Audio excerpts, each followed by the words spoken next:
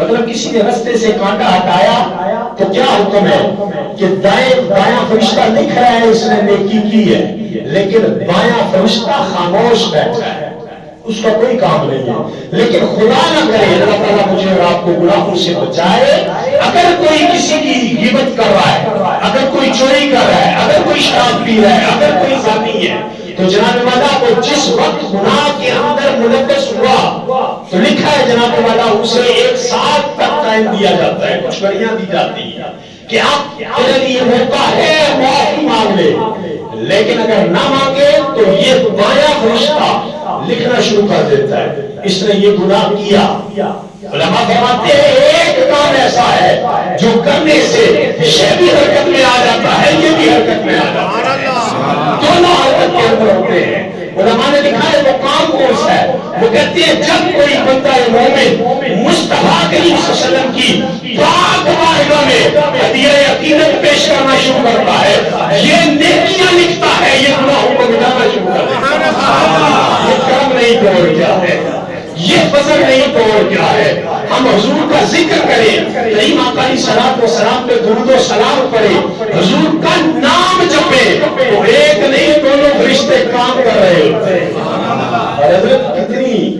یہ فضیلت کی بات ہے، کتنے کرم کی بات ہے، کتنی مہربانی کی بات ہے۔ ہم سے پہلے جتنے گزرے ہیں نا، میں نے پہلے بھی یہ بات آپ کی گزار کی ہے، جتنے پہلے گزرے ہیں بڑے اچھے بھی تھے، بڑے بد بھی تھے، بڑے بڑے صلاحات تھے جنہوں نے باہر داروں میں نکل کے اپنے اللہ رب العزت کے نام کو جپا اور اس کے ذکر کے اندر زندگیاں بسر کر دی، لیکن کسی کو کنتم خیر امۃ کا لقب نہیں دیا، کسی کو نہیں کہا تم بہترین ہو، کسی سے نہیں کہا۔ کچھ اچھے بھی تھے، کچھ بہتر بھی تھے، کچھ گناہگار بھی تھے، لیکن اللہ رب العزت نے کسی سے ارشاد نہیں فرمایا کہ تم بہترین امت ہو۔ لیکن جب باری آئی اپنے محبوب علیہ الصلوۃ والسلام کی امت کی تو پھر کیا ارشاد فرمایا؟ اب سوال کرنے ذہن درائیں تو پتہ یہ چلتا ہے موسیٰ کلیم اللہ کی امت ہو، حضرت موسیٰ کلیم اللہ کی امت ہو تو جناب میرا کچھ گناہگار، کچھ نیک، کچھ سعادت مند، کچھ بدبخت، کچھ پرہیزگار، کچھ گناہگار، لیکن کچھ کو کہہ دینا چاہیے تھا نا یہ بڑے اچھے ہیں، یہ بڑی بہترین امت ہے، لیکن نہیں کہا۔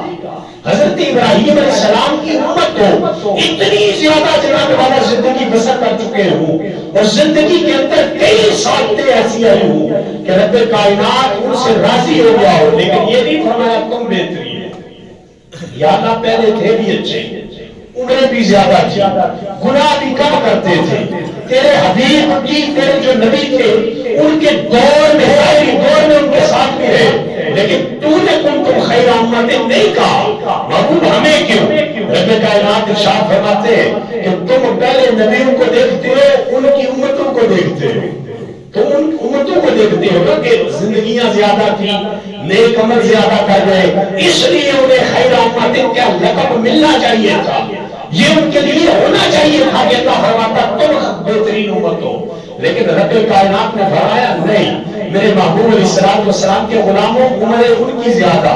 مانتا ہوں انہوں نے خیر بھی عمر کے حساب سے زیادہ کر گئے ہوں گے جو پرہیزگار ہوں گے، جو نیکوکار ہوں گے، لیکن دیکھو تو صحیح وہ ابراہیم کی امت ہے، وہ موسیٰ کی امت ہے، وہ عیسیٰ کی امت ہے۔ انہیں اس لیے نہیں کہا کہ عمریں زیادہ ہے، انہیں اس لیے نہیں کہا کہ موسیٰ ابراہیم کلیم اللہ کی امت ہے، انہیں اس لیے نہیں کہا کہ تم خیر امت ہو۔ تمہیں کہنے کی بات یہ ہے عمل تمہارے بھی اتنے اچھے کوئی نہیں، جو گناہ ان کے اندر تھے تمہارے اندر بھی ہے، جو وہ نیکیاں کر گئے تمہاری اتنی عمریں بھی نہیں ہے، تمہارے اندر یہ صلاحیت بھی نہیں ہے کہ اتنی عمر گزار سکو اور اتنی نیکیاں کر سکو۔ یا اللہ پھر ہم خیر امت کیوں ہے؟ فرمایا دیکھتے نہیں میں نے کس نجم پال نبی کے دامن میں دے کے تمہیں بھیجا۔ یہ میرا اور آپ کا کمال نہیں ہے، یہ میرا اور آپ کا وصف نہیں ہے، یہ میری اور آپ کی نیکیاں نہیں ہے، کچھ بھی نہیں ہے، یہ فقط حضور نبی رحمت صلی اللہ علیہ وسلم کی نسبت ہے، جس نسبت کی وجہ سے رب کائنات اعلان فرما رہے ہیں کنتم خیر امۃ، تم بہترین امت ہو۔ کیا وہ لوگ تبلیغ نہیں کرتے تھے؟ نیکیوں سے کیا نیکیوں کا حکم نہیں دیتے تھے، گناہوں سے روکتے نہیں تھے؟ ان کے اندر بھی یہ بس موجود تھے،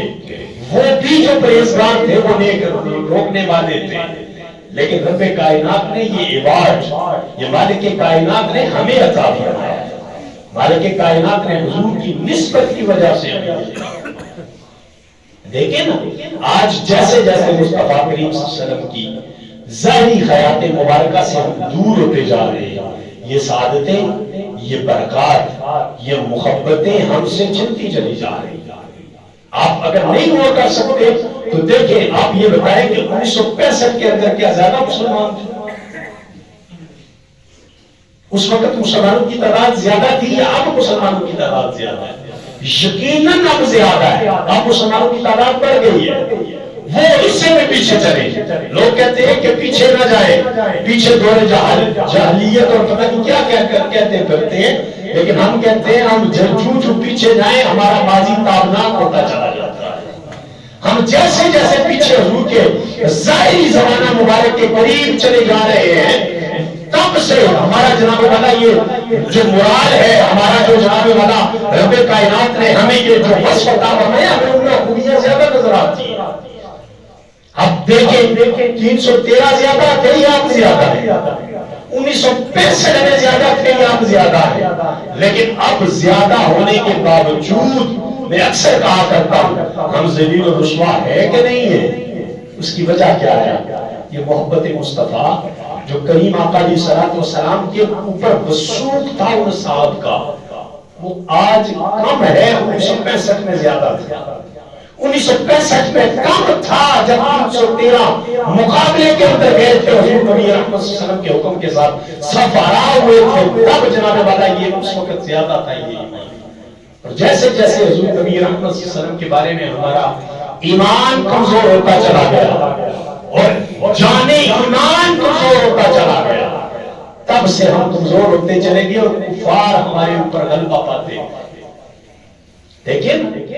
اگر یہ نماز پڑھتے ہیں، میں بھی پڑھتا ہوں، آپ بھی پڑھتے ہیں، اللہ تعالیٰ جتنی توفیق عطا فرماتا ہے جس کو، وہ اتنے سجدے رب کائنات کی بارگاہ میں ادا کرتا ہے، تو اس نماز سے کبھی کھڑے ہو کے پوچھیں کہ اس کی روح کیا ہے، تو وہ کہتا ہے ایمان ہے۔ نماز سے کہیں، صلاۃ سے کہیں تیری روح کیا ہے، تو وہ کہتا ہے ایمان ہے۔ اور اگر روزہ رکھ کے جب جناب والا بھوک اور پیاس سے نڈال ہوں، اس وقت اس روزے سے سوال کرے بتا تیرا جناب والا روح کیا ہے، تیری روح کس کے ساتھ منسلک ہے، تو وہ کہے گا ایمان ہے تو میرا روزہ ہے، یہ میں روزہ ہوں اگر ایمان ہے تو، اگر ایمان نہیں تو روزہ نہیں۔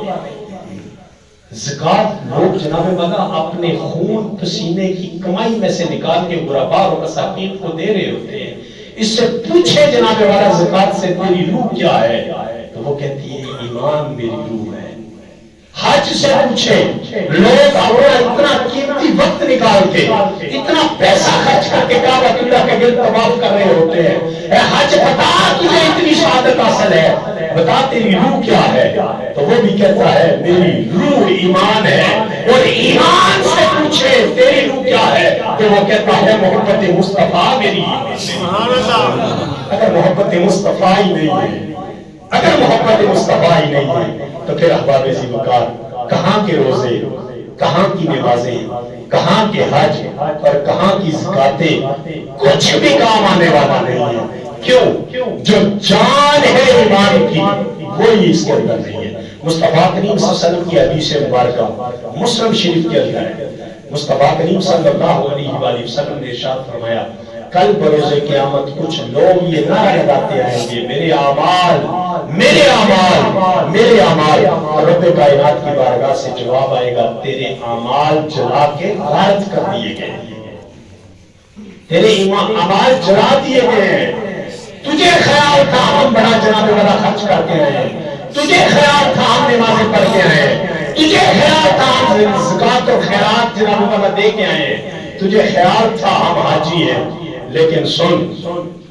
تیرے اعمال کو جلا کے راکھ کر دیا گیا۔ رب کائنات کی بارگاہ میں عرض کرے گا مالک سردیوں کی ٹھٹھرتی ہوئی رات اور میں جناب والا اٹھ کے وضو کر کے تیری بارگاہ میں کھڑا ہوتا تھا مالک اپنے خون پسینے کی کمائی سے تیری بارگاہ میں خرچ کرتا تھا مالک اپنا قیمتی وقت جب مساجد میں دیا کرتا تھا کہاں گئے میرے اعمال کو مجھے صلہ عطا فرمایا جائے رب کائنات کی ہاں سے فرشتے سوال کریں گے اس بندے سے بتا مجھے تو جب تیرا بندہ کوئی اس دنیا سے چلا جاتا تھا اس کی روح نکل جاتی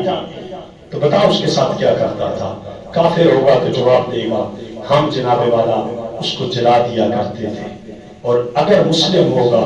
تو جواب آئے گا کہ ہم اسے دفنا دیا کرتے تھے رب کائنات ارشاد فرمائیں گے تیرے اعمال تھے نمازیں تھی حج تھا زکاتیں تھی لیکن ان میں روح ایمان نہیں تھی روح ایمان نہیں تھی یا نہ کیا فرمایا جو تم کیا کرتا تھا نا اپنے مردے کے ساتھ روح نکل جائے تو جو کیا کرتا تھا تیرے اعمال کے اندر بھی محبت مصطفیٰ روح نہیں تھی ہم نے انہیں جلا کے خاک کر دیا دفنا دیا تو وہ حضور نبی رحمت صلی اللہ